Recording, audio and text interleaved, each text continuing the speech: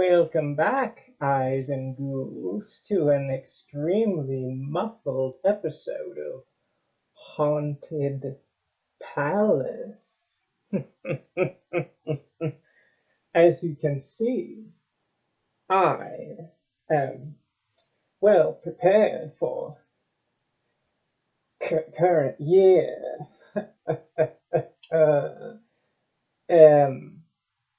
this will be perhaps somewhat hard to hear at times, I imagine. So go ahead and turn on the closed captioning if you dare. Hopefully I can understand it well enough myself to subtitle it. I will do my best for you.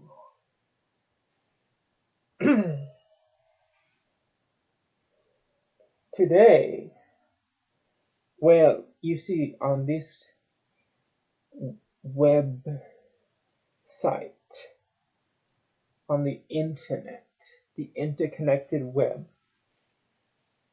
I generally read works of horror literature which we have perhaps an slightly irony poisoned appreciation for. This time, however, I will be covering a work which I am genuinely fond of. It is known as the Charnel God by hold on, I'm gonna have to look this. I'm gonna have to check what this dude's name is. Oh, it's not easy to read in this, is it? Clark Ashton Smith, I think. Hold on.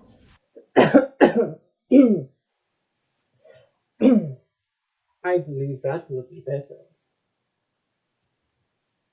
Let us begin.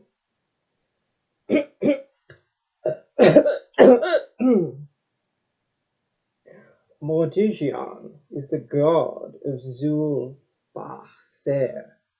said to the innkeeper with unctuous solemnity. He has been the god from years that are lost to man's memory, in shadows deeper than the subterranes of his black temple. There is no other god in Zul-Baser, and all who die within the walls of the city are sacred to Mordigian. Even the kings and the optimates at death are delivered into the hands of his muffled priests. Hey! I could perhaps be counted amongst them, couldn't I? It is the law and the custom. A little while, and the priest will come for your bride. But Olathe is not dead, protested the young Farian for the third or fourth time, in piteous desperation. Her malady is one that assumes the living likeness of death. Twice before she has lain insensible, with a pallor upon her cheeks and a stillness in her very blood that could hardly be distinguished from those of the tomb, and twice she has awakened after an interim of days. I apologize if I have to take unusually long pauses to make out words. I am seeing through a very small circle, which is rapidly fogging up. The things I do for clout. The innkeeper peered with an air of ponderous unbelief at the girl who lay white and motionless as a moaned lily on the bed in the poorly furnished attic chamber. In that case, you should not have brought her into Zul-Baser, he averred in a tone of owlish irony. The physician has pronounced her dead. Her death has been reported to the priests. She must go to the temple of Mordigion. But we are outlanders, guests of a night. We have come from the land of Xylac, far in the north, and this morning we should have gone on through Tassoon, towards Farad, the capital of Eurus, which lies near the southern sea. Surely your god could have no claim upon a lake, even if she were truly dead. All who die in Zulbasir are the property of Mordigion, insisted the taverner sententiously. Outlanders are not exempt. The dogma of his temple yawns eternally, and no man, no child, no woman, throughout the years, has evaded its yawning. All mortal flesh must provide in due time the provender of the god. Farium shuddered at the oily and portentous declaration. Dimly have I heard of Mordigion as a legend that travelers tell in Xylac, he admitted, but I had forgotten the name of his city, and Eliath and I came up ignorantly into Zulbasir. Even had I known it, I should have doubted the terrible custom of which you informed me. What manner of deity is this, who imitates the hyena and the vulture?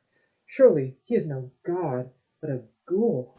Take heed lest you utter blasphemy, admonished the innkeeper. Mordigion is old and omnipotent as death. He was worshipped in former continents before the lifting of Zuthiq from out the sea. Through him we are saved from corruption and the worm, even as the people of other places devote their dead to the consuming flame, so we of Zulbasir deliver ours to the god. Awful is the fane, a place of terror and obscure shadow, and trod by the sun, into which the dead are borne by his priests and are laid on a vast table of stone to await his coming from the nether vault in which he dwells. No living man other than the priests have ever beheld him, and the faces of the priests are hidden behind masks of silver, and even their hands are shrouded, that men may not gaze on them that have seen Mordigion. That men may not gaze on them that have seen Mordigion. Sorry.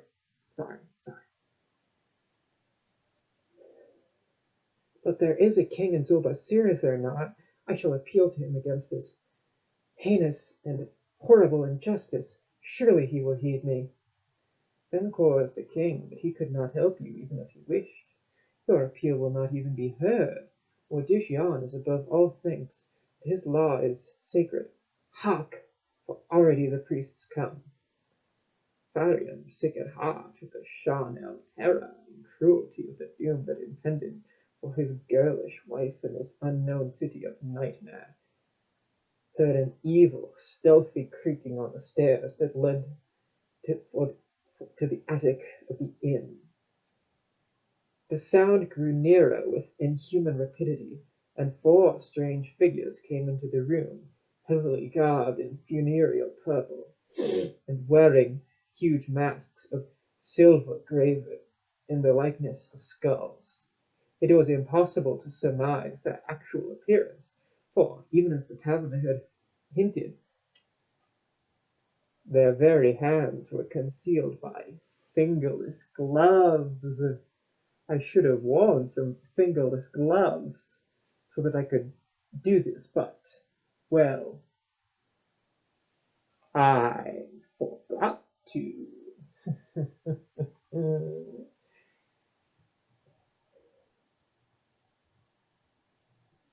And the purple gowns came down in loose folds that trailed about their feet like unwinding cerecloths. There was a horror about them, of which the macabre masks were only a lesser statement, a horror that lay partly in their unnatural crouching attitudes, and the beast-like agility with which they moved, unhampered by their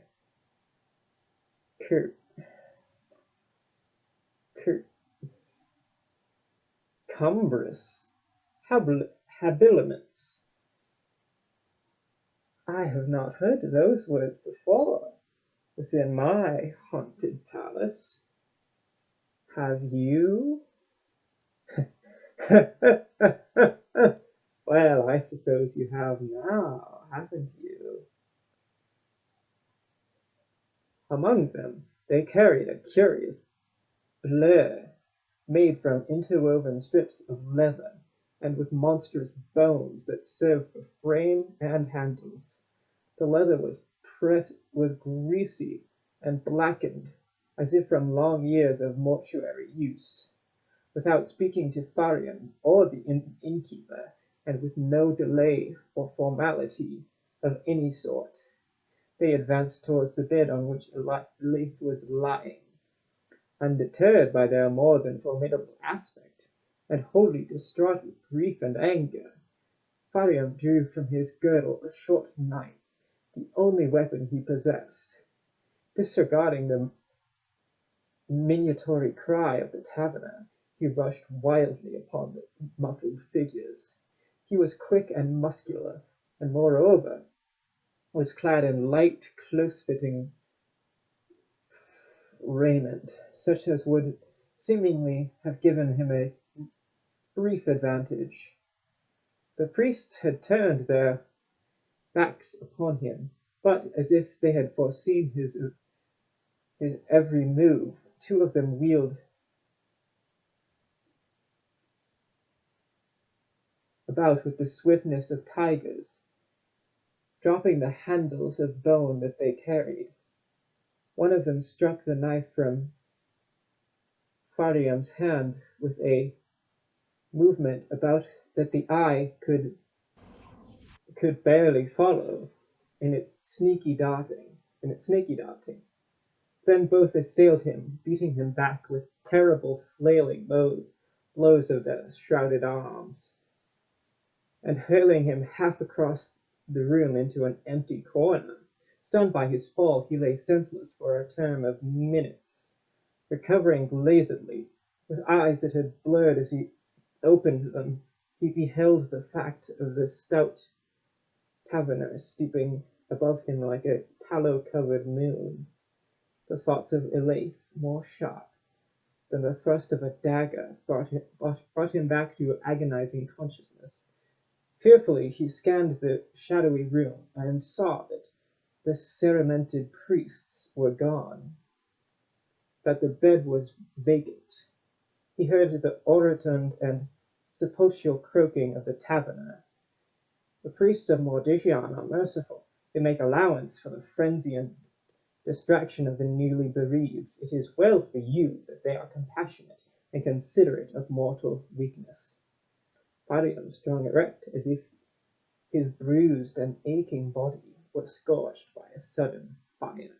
Pausing only to retrieve his knife, which still lay in the middle of the room, he started towards the door. He was stopped by the hand of the hosteler, clutching greasily at his shoulder. Beware lest you exceed the bounds of the mercy of Mordegion. It is an ill thing to follow his priests, and a worse thing to intrude upon their deathly and sacred gloom of his temple. Fariam scarcely heard the admonition. He wrenched himself hastily away from the odious fingers, and turned to go, but again the hand clutched him. At least pay me the money that you owe for food and lodging, ere you depart, demanded the innkeeper. Also, there is the matter of the physician's fee, which I can settle for you, if you will entrust me with the proper sum. Pay now, for there is no surety that he will return. Fariam drew out the purse that contained his entire worldly wealth, and Fieldby greedily cut before him with coins that he did not pause to count. With no parting word or backward glance, he descended the mouldy and musty stairs of the worm-eaten hostelry, as if spurned by an incubus, and went out into the gloomy, serpentine streets of Sul-Basser. Perhaps the city differed little from others, except in being older and darker, but to Fariam, in his extremity of anguish, the ways that he followed were like subterranean corridors, that led only to some profound and monstrous Charnel. The sun had risen above the over-jutting houses, but it seemed to him that there was no light other than a lost and doleful glimmering, such as might descend in the mortuary depths. The people, it may have been, were much like other people, but he saw them under a malefic aspect, as if they were ghouls and demons that went to and fro on the ghastly errands of a necropolis. Bitterly, in his distraction, he recalled the previous evening, when he had entered Zulbaser at twilight with Elate, the girl riding on the one dromedary that had survived the passage of the northern desert, and he walking beside her, weary but content, with the rosy purple of afterglow upon its walls and cupolas, with the deepening golden eyes of its lit windows. The place had seemed a fair and nameless city of dreams, and they had planned to rest there for a day or two before resuming the long, arduous journey to Farad and Yorus. The journey had been undertaken only through necessity.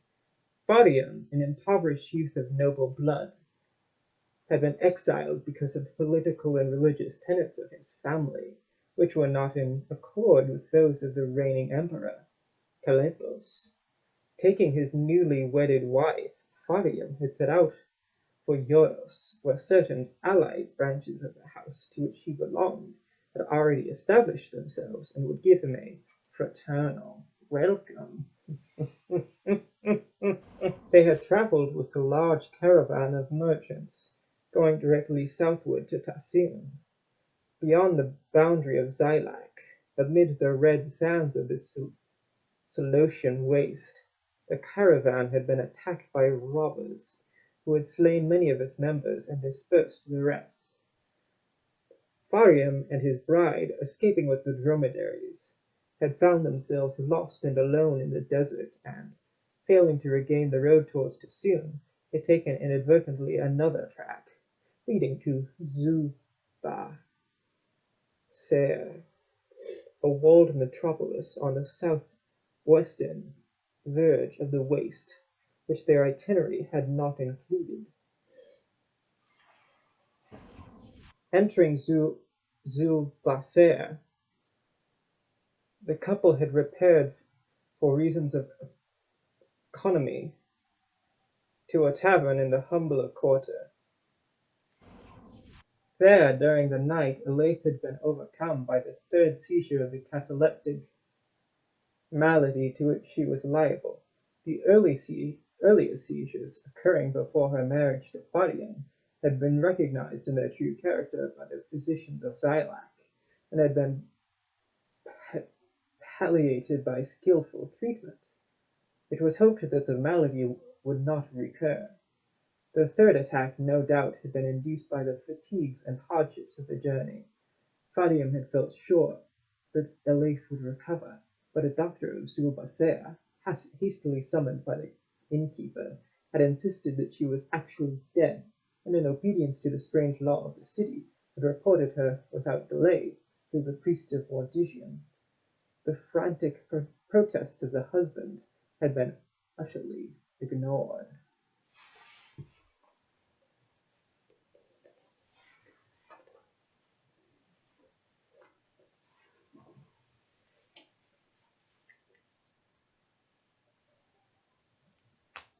There was, it seemed, a diabolic fatality about the whole train of circumstances through which Elate, still living, though with the outward aspect of the tomb which her illness involved, had fallen into the grasp of the devotees of the Charnel God.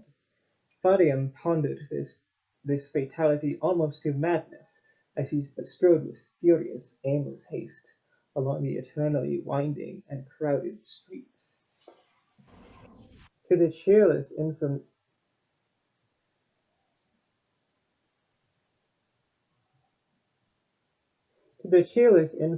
received from the taverner, he added, as he went on, more and more of the tardily remembered legends which he had heard in Zilak. Ill and dubious indeed was the renown of Zulbasser, and he marvelled that he should have forgotten it, and cursed himself with black curses for the temporary but fatal forgetfulness. Better would it have been if he and Elif had perished in the desert rather than enter the wide gates that stood always open, gaping for their prey, as was the custom of Zul-Basir. The city was a mart of trade where outland travellers came, but did not care to linger because of the repulsive court of Mortician, the invisible eater of the dead, who was believed to share his provender with the shrouded priests. It was said that the bodies lay for days in their dark temple, and were not devoured till corruption had begun, and people whispered of foul things and necrophages, of blasphemous rites that were solemnized, and the ghoul-ridden vaults and nameless uses to which the dead were put before Mortician claimed them, in all outlying places. The fate of those who died in Zul-Basir was a dreadful byword and a malediction. But to the people of that city, brave in the faith of the ghoulish god, it was merely the usual and expected mode of mortuary disposal. Tombs, graves, catacombs, funeral pyres, and other such nuisances were rendered needless by this highly utilitarian deity. Farium was surprised to see the people of the city going about the common businesses of life. Porters were passing with bales of household goods upon their shoulders. Merchants were squatting in their shops like other merchants. Buyers and sellers chaffered loudly in the public bazaars. Women laughed and chattered in the doorways. Only by their voluminous robes of red, black, and violet, and their strange, uncouth accents, was he able to distinguish the men of Zul-Basir from those who were outlanders like himself. The murk of nightmare began to lift from his impressions, and gradually, as he went on, the spectacle of everyday humanity all about him helped to calm a little his wild distraction and desperation. Nothing could dissipate the horror of his loss and the abominable fate that threatened Elif. But now, with a cool logic born of the cruel exigence, he began to consider the apparently hopeless problem of rescuing her from the ghoul god's temple. He composed his features and constrained his febrile pacing to an idle saunter, so that none might guess the preoccupations that racked him inwardly. Pretending to be interested in the wares of a seller of men's apparel, he drew the dealer into converse regarding Zul-Basir and his customs, and made such inquiries as a traveller from far lands might make. This dealer was talkative, and Farium soon learned from him the location of the temple of Mortician, which stood at the city's core. He also learned that the temple was open at all hours, and that people were free to come and go within its precincts. There were, however, no rituals of worship, other than certain private rites that were celebrated by the priesthood. Few cared to enter the fane because of a superstition that any living person who intruded upon its gloom would return to it shortly as the provender of the god. Mortician, it seemed, was a benign deity in the eyes of the inhabitants of Zul-Basir. Curiously enough, no definite personal attributes were ascribed to him. He was, so to speak, an impersonal force akin to the elements, a consuming and cleansing power, like fire. His hierophants were equally mysterious. They lived at the temple, and emerged from it only in the execution of their funereal duties. No one knew the manner of their recruiting, but many believed that they were both male and female. Well, aren't we all? Aren't we all? Well, no, but we could be. But we could be.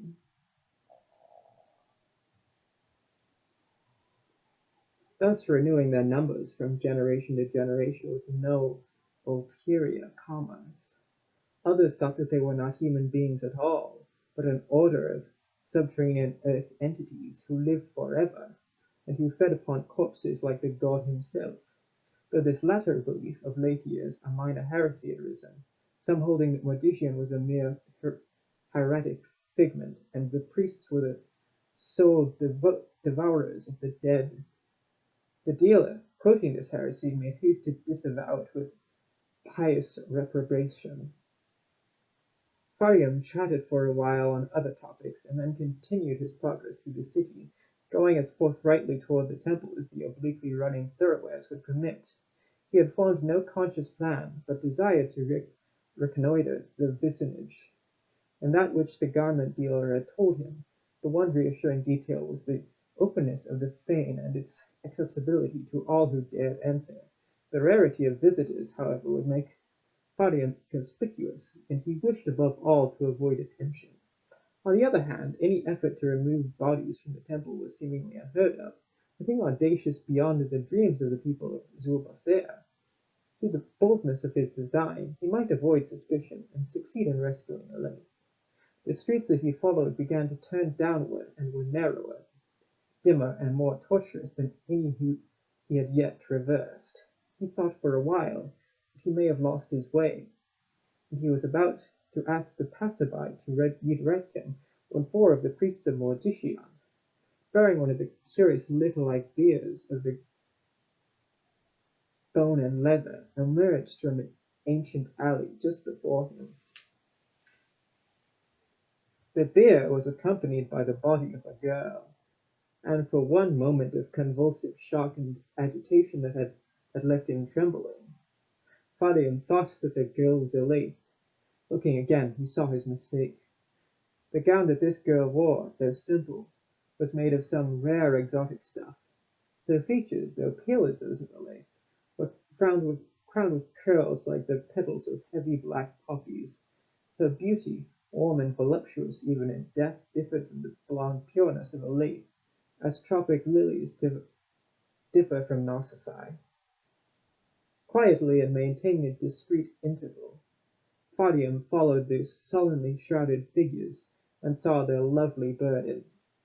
He saw that people made way for the passage of the bier with odd, unquestioning alacrity, and the loud voices of hucksters and chatterers were hushed as the priests went by. Overhearing a murmured conversation between two of the townsfolk, he learned that the dead girl was Actea, daughter of Queos, a high noble and magistrate of Zulbasea. She had died very quickly and mysteriously, from a cause unknown to the physicians, which had not marred or wasted her beauty in the least. There were those who felt that an indetectable poison rather than disease had been the agency of death, and others deemed her the victim of malefic sorcery. The priests went on, and Faryam kept them in sight as well as he could in the blind tangle of streets. The way steepened without affording any clear prospect of the levels below, and the houses seemed to crowd more closely, as if huddling back from a precipice. Finally the youth emerged beneath his macabre guise in a sort of circular hollow at the city's heart, where the temple of Mordician loomed alone and separate amid pavements of sad onyx and funerary cedars whose green had blackened as if with the undeparting charnel shadows bequeathed by dead ages. I am afraid I might have to take a quick break from wearing this particular headgear. Give me a moment.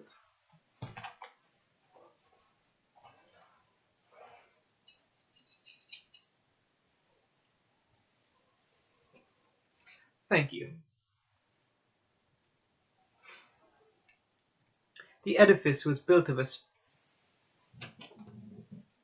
I must get a sip of healing potion.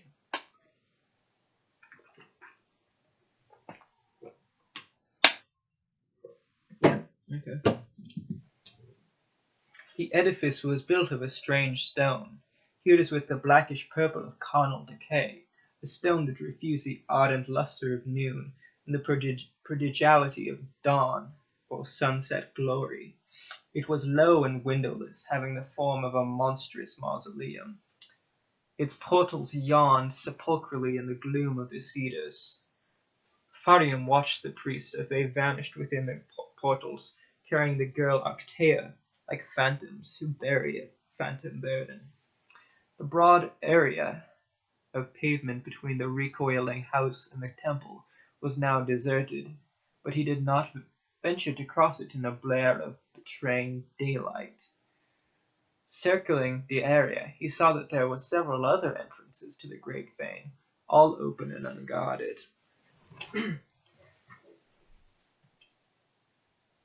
There was no sign of activity about the place, but he shuddered at the thought of that which was hidden within its walls, even as the feasting of worms is hidden in the marble tomb. Like a vomiting of Charnel's, the abomination of which he had heard, rose up before him in the sunlight, and again he drew close to madness.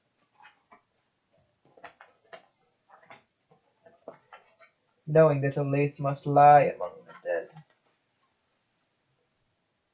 in the temple with the foul umbrage of such things upon her, and that he, consumed with unremitting frenzy, must wait for the favourable shrouding of darkness before he could execute his nebulous, doubtful plan of rescue.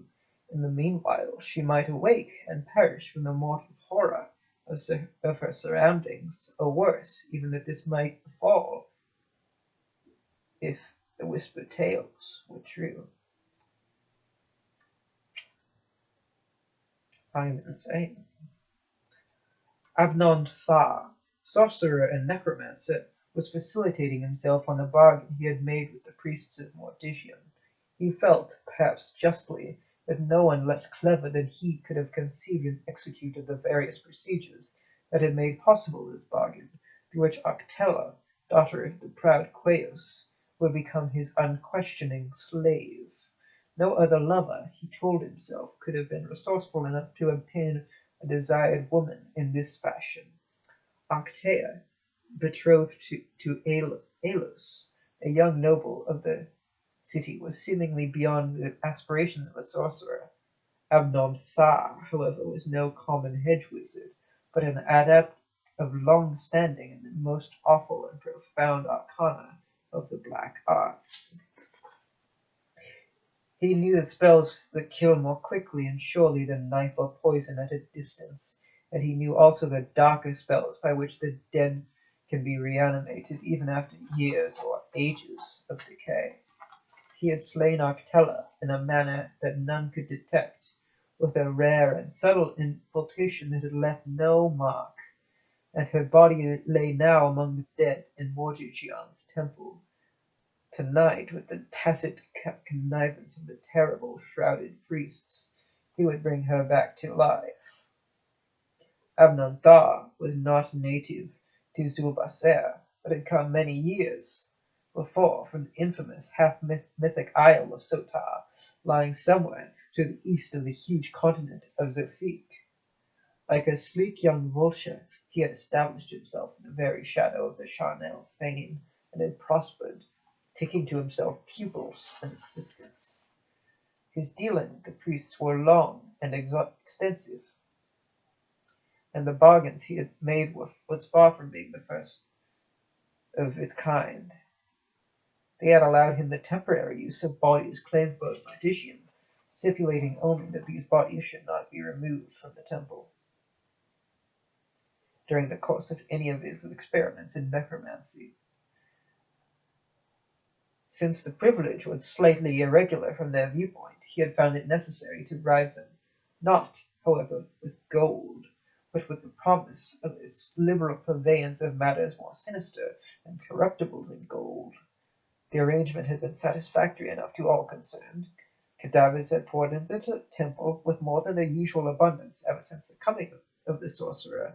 The god had not lacked for provender, and Abnon Thar had never lacked for subjects on which to employ his more baleful spells. On the whole, Abnon Thar was not ill pleased with himself. He reflected, moreover, that aside from his mastery of magic and his slightful ingenuity, he was about to manifest a well-nigh unexampled courage. He had planned a robbery that would amount to dire sacrilege, the removal of the reanimated body of Octella from the temple, Such robberies, either of animate or ex-animate corpses, and the penalty attached to them were a matter of legend only, for none had occurred in recent ages. Thrice terrible, according to common belief, was the doom of those who had tried and failed. The necromancer was not blind to the risks of this enterprise, nor, on the other hand, was he deterred or intimidated by them. His two assistants, Narkai and Vembasith, apprised of his intention, had made with all due privity the necessary preparations for their flight from Zulbaser. The strong passion that the sorcerer had conceived for Arctella was not his only motive, perhaps, in removing from that city. He was desirous of change, for he had grown a little weary of the odd laws that really served to restrict his necromantic practices while facilitating them, in a sense. He planned to travel southward and establish himself in one of the cities of Tassun, an empire famous for the number and antiquity of its mummies. It was now sunset time.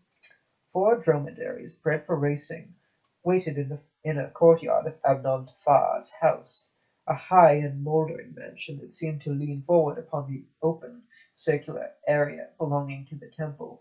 One of the dromedaries would carry a bale containing the sorcerer's most valuable books, manuscripts, and other impedimenta of magic. Its fellows would bear Abnon Thar, the 2 assistants, and Arctella. Naghai and Vembasith appeared before their master to tell him that all was made ready. Both were not much younger than Abnon Thar, but, like himself, they were outlanders in Zulbaser. They came of the Swart people of Nat, an isle that was little less infamous than Sotar. It is well, said the necromancer, as they stood before him with lowered eyes, after making their announcement. We have only to await the favourable hour. Midway before sunset and moonrise, when the priests are at their supper in the nether adytum, we will enter the temple and perform that which must be done for the rising of Arctella. They feed well tonight, for I know that many of the dead grow ripe on the great table in the inner sanctuary, and it may be the Mordician feeds also. None will come to watch us at our doings.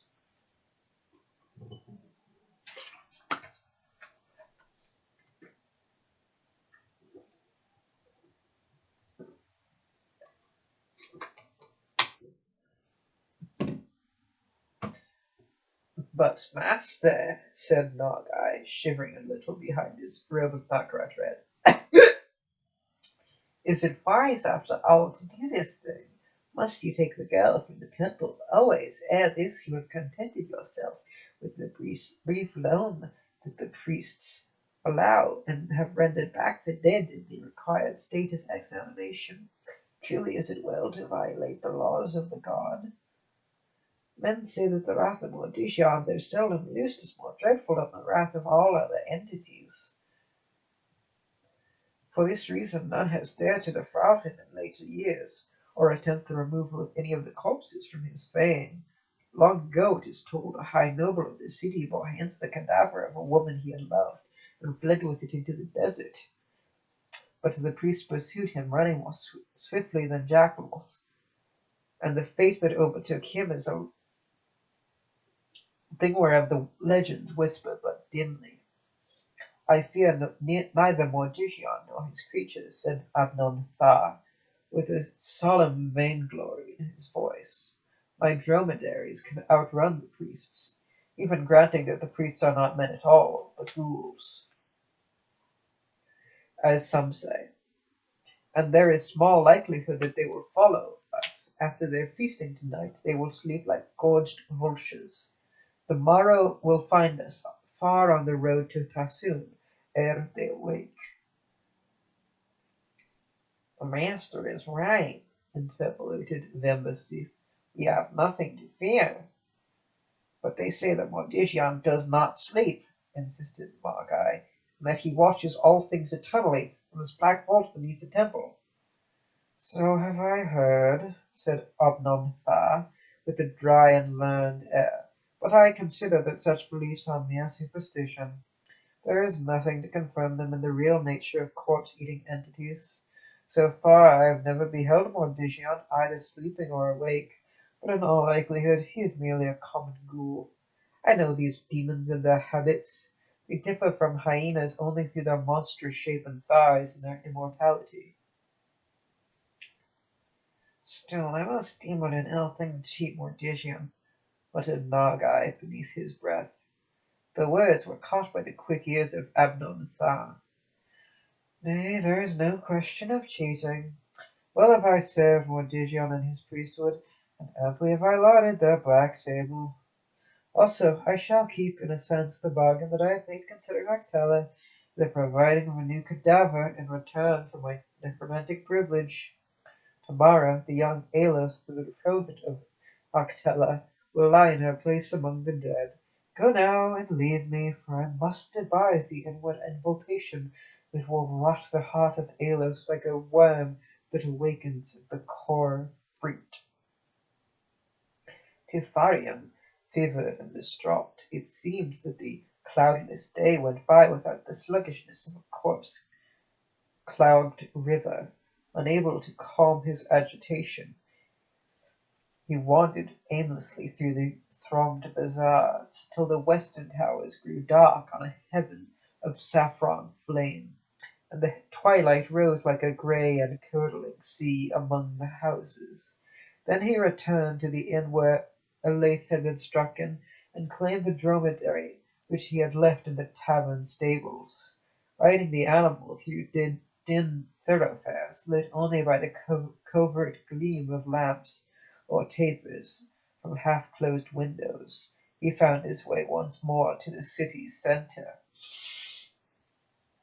The dust had thickened into darkness when he came to the open area surrounding Mordigion's temple.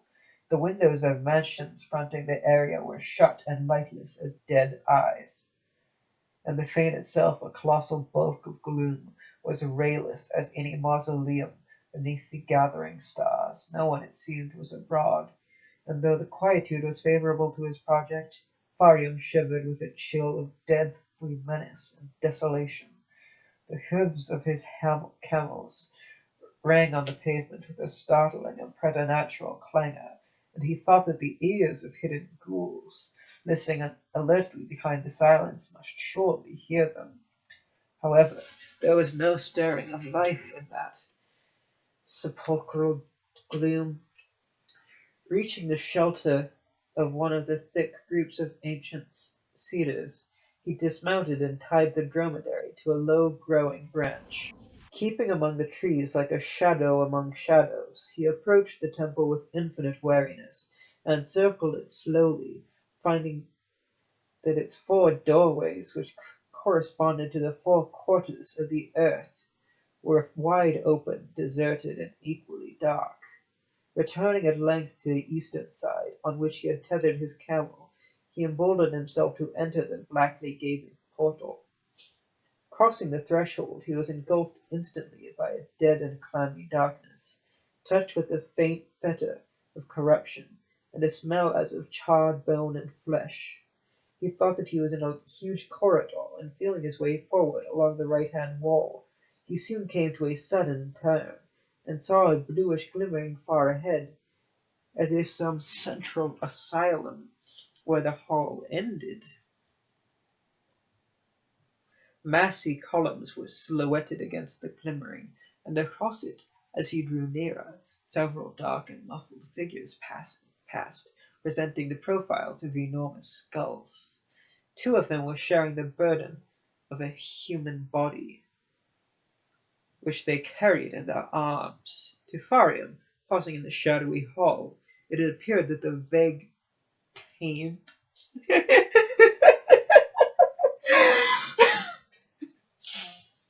nice. The vague taint of putrescence upon the air grew stronger for a few instants after the figures had come and gone. They were not succeeded by any others, and the fane resumed its mausoleum stillness. But the youth waited for many minutes, doubtful and trepidant, before venturing to go on. An oppression of mortuary mystery thickened the air, and stifled him with a noisome effluvia of catacombs. His ears became intolerably acute, and he heard a dim humming, a sound of deep and viscid voices, indistinguishably bent, that appeared to issue from crypts beneath the temple. Stealing at length to the hall's end, he peered beyond into what was obviously the main sanctuary, a low and many-pillared room, whose vastness was but half revealed by the bluish fires that glowed and flickered in the numerous urn-like vessels borne aloft on slender stellae.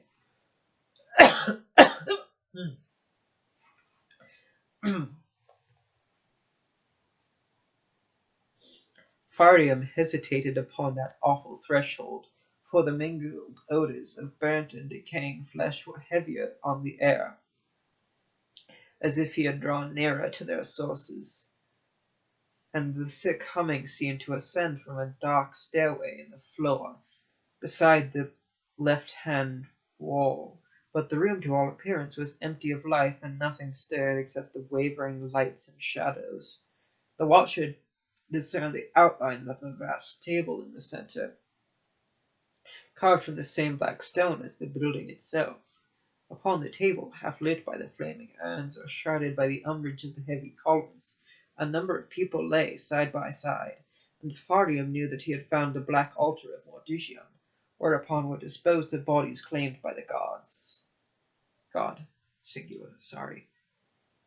Oh, I think when I stim with my foot, I shake the camera slightly. I'm sorry that I have been doing that to you, probably this entire time. In my defense, I am autistic.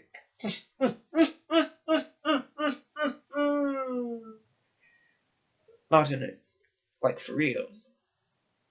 You will have to forgive me this one. I cannot stop.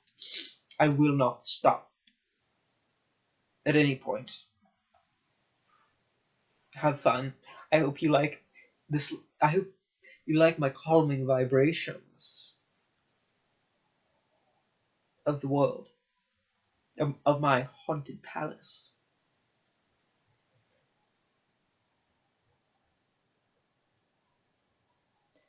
A wild and stifling fear contended with a wilder hope in his bald bosom. Trembling, he went towards the table, and a cold clamminess wrought by the presence of the dead assailed him.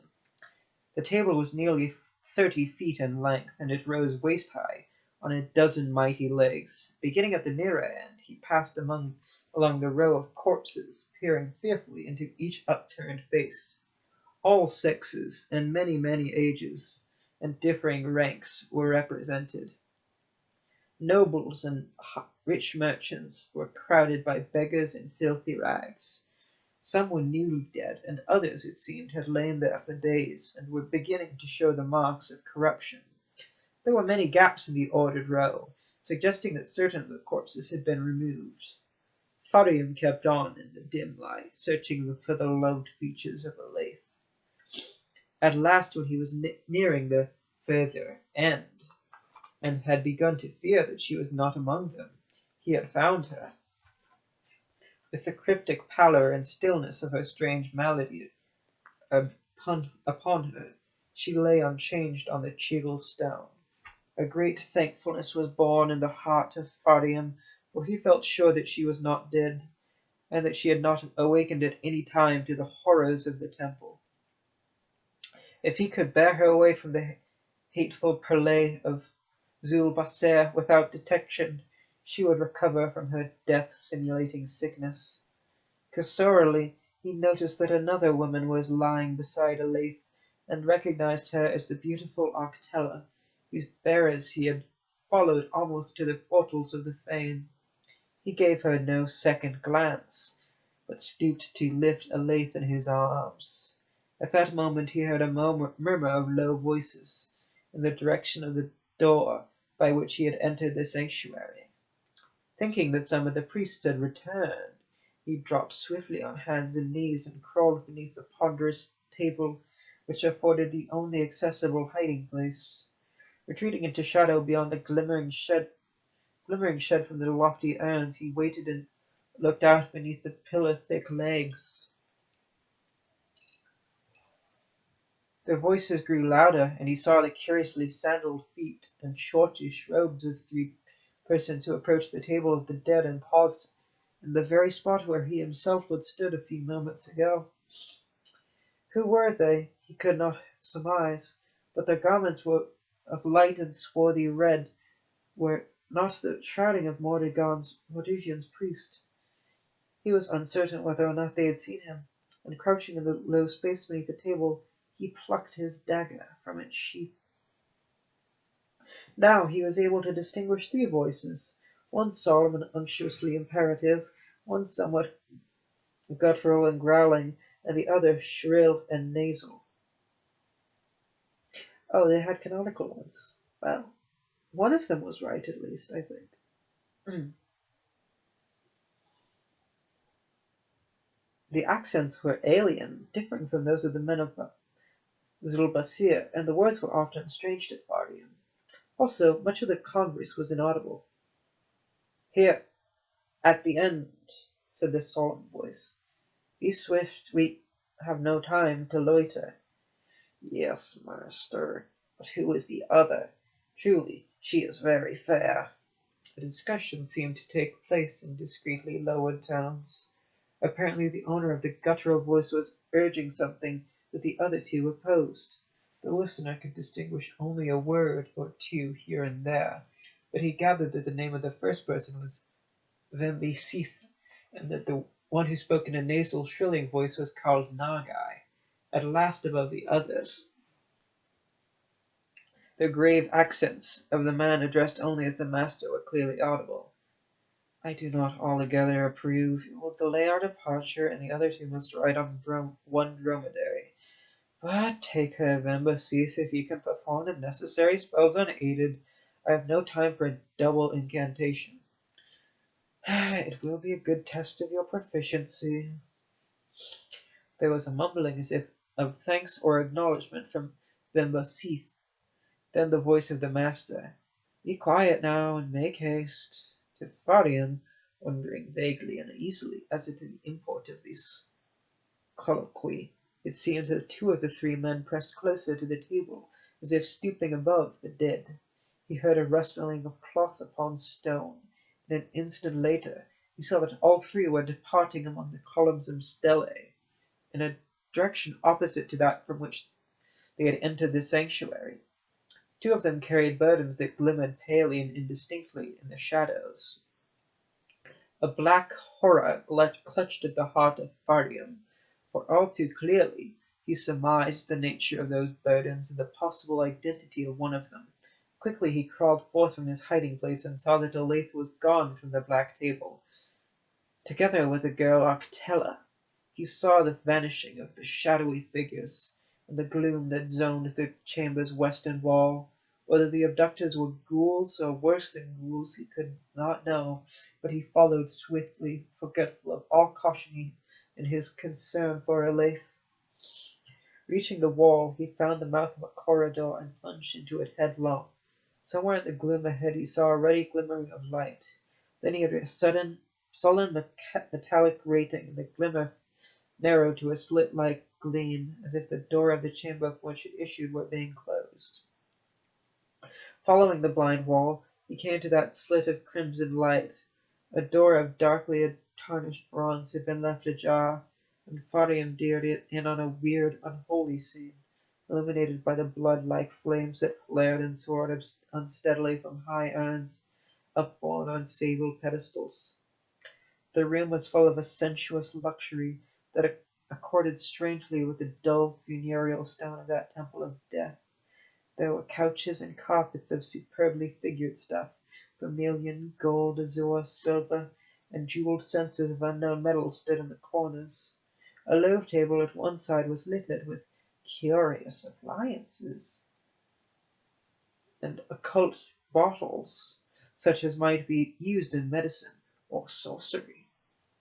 Eleth was lying on one of the couches, and near her, on a second couch, the body of the girl Actella had been disposed.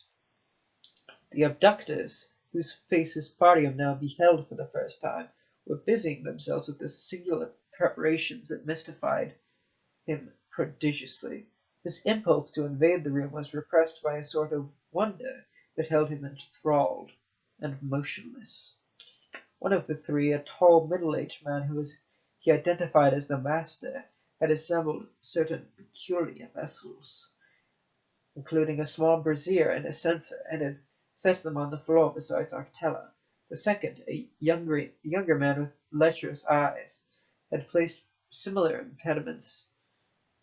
impedimenta before Eleth. The third, who was also young and evil of aspect, merely stood and looked on with an apprehensive, uneasy air. Fadium divined that the men were sorcerers when, with a deftness born of long practice, they lit the censers and braziers, and began simultaneously the intonation of rhythmically measured words in a strange tongue, accompanied by the sprinkling at regular intervals of black oils that fell with a great hissing on the coils of the braziers and sent up enormous clouds of pearly smoke. Dark threads of vapor serpentined from the censers, interweaving themselves like veins from the dim, misshapen figures as of ghostly giants that were formed by the lighter fumes.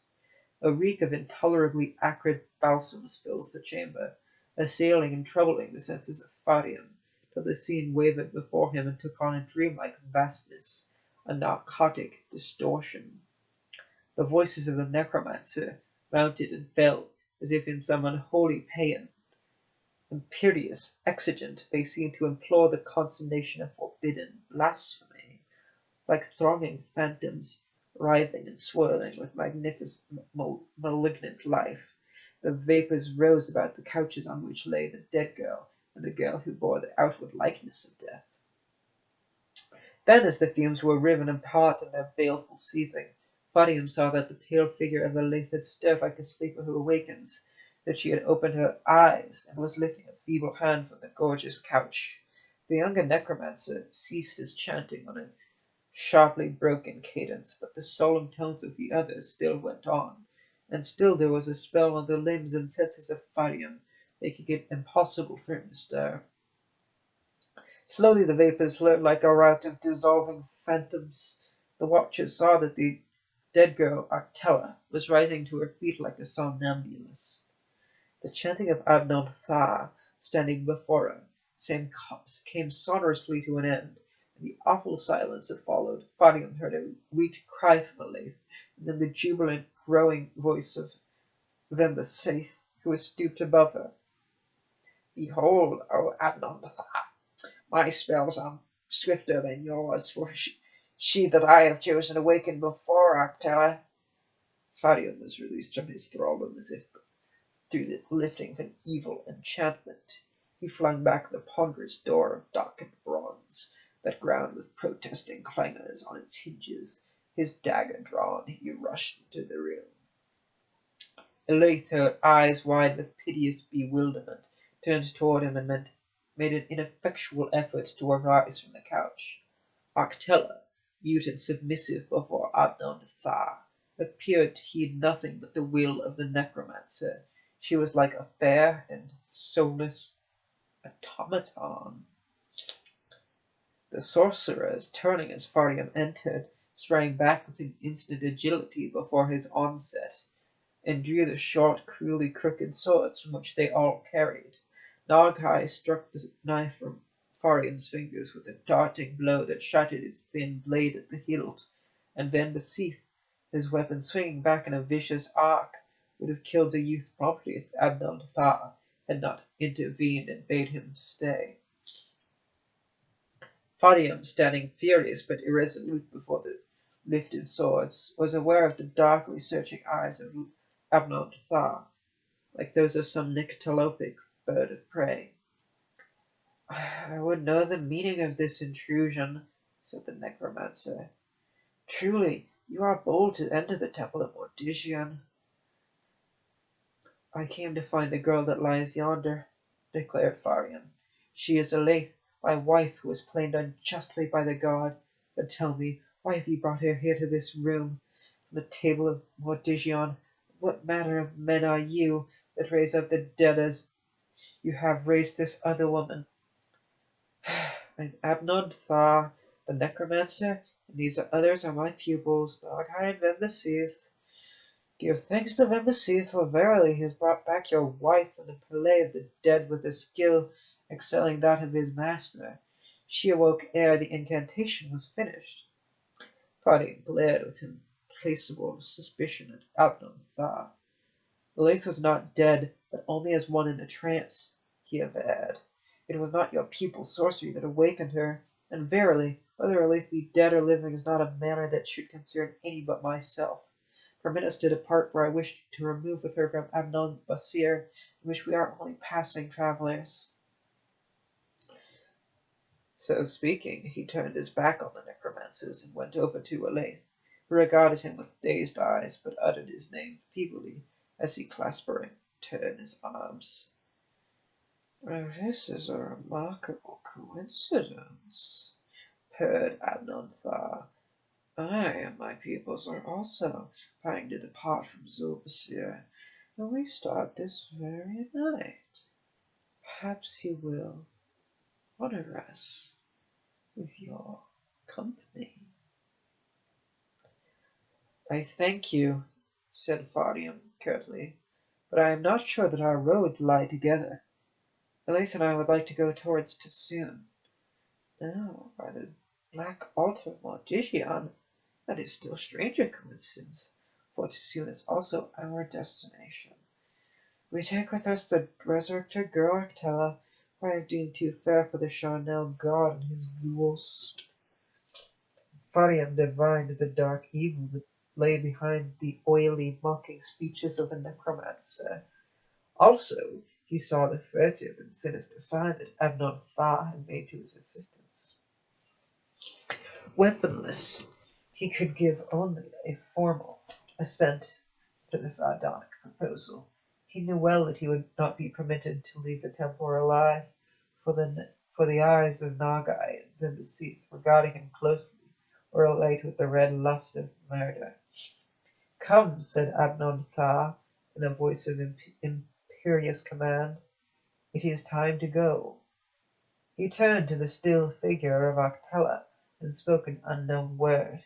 With vacant eyes and noctambulistic paces, she followed at his heels as he stepped toward the open door. Fadium had helped Eleith to her feet and was whispering words of reassurance in an effort to lull the growing horror and confused alarm that he saw in her eyes. She was able to walk, although albeit slowly and uncertainly.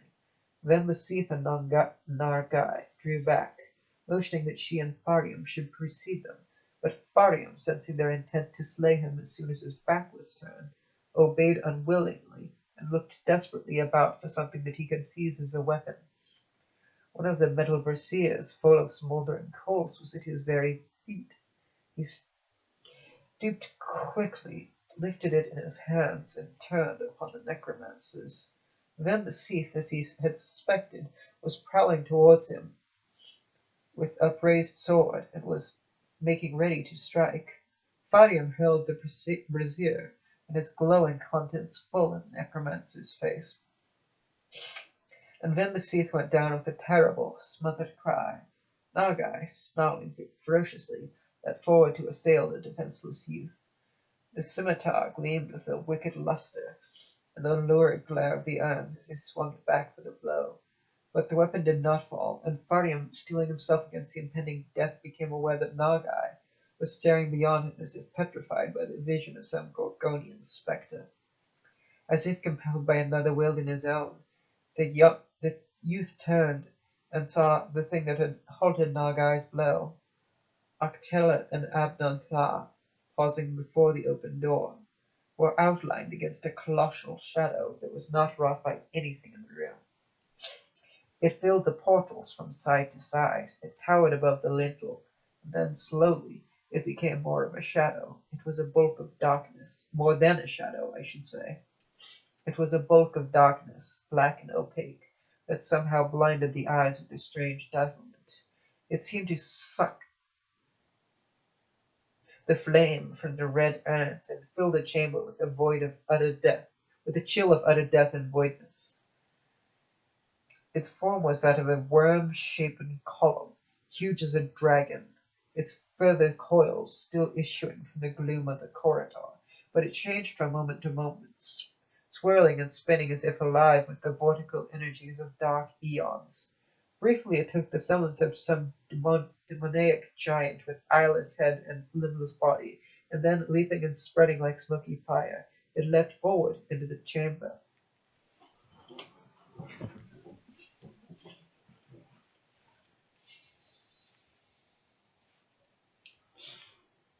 Abnon Thaw fell back before it, with frantic mumblings of malediction or exorcism, but Octella, pale and slight and motionless, remained full in his path, while the thing enfolded her and enveloped her with a hungry flaring, until she was hidden wholly from view.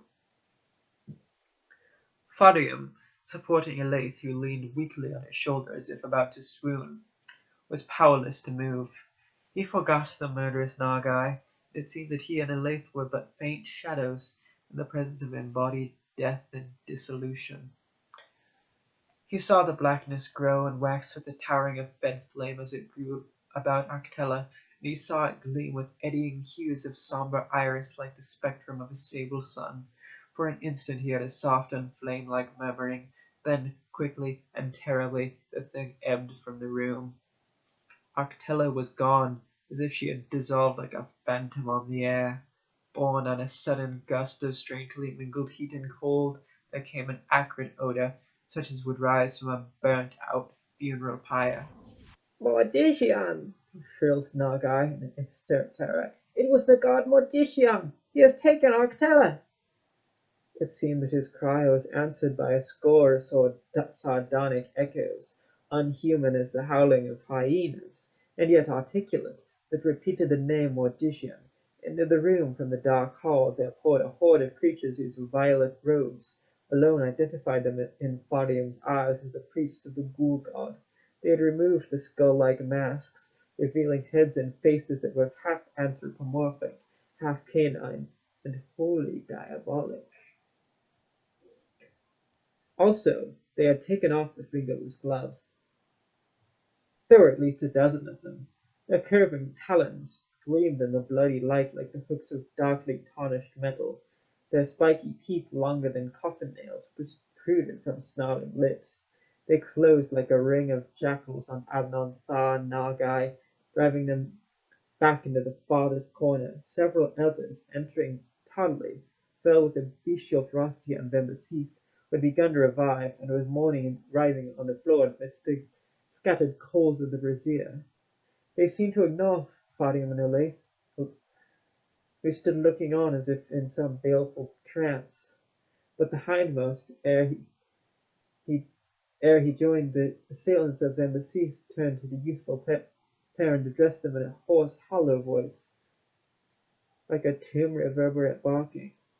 Go, for Mortician is a just god, who claims only the dead, and has no concern with the living.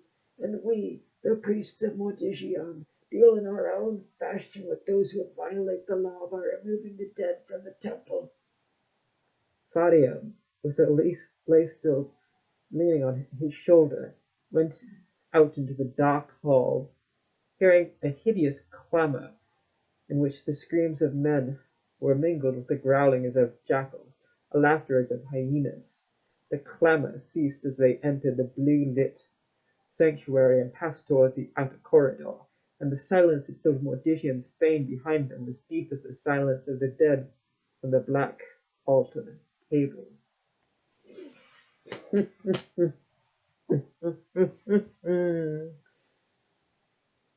Have you learned anything at the haunted palace today? Well, you cannot always judge a book by its cover now, can you? Sometimes ghouls such as myself. Ah, good. Instead of being bad, they are good. Ghouls are good. Ghouls are good. Ghouls are good. Ghouls are good.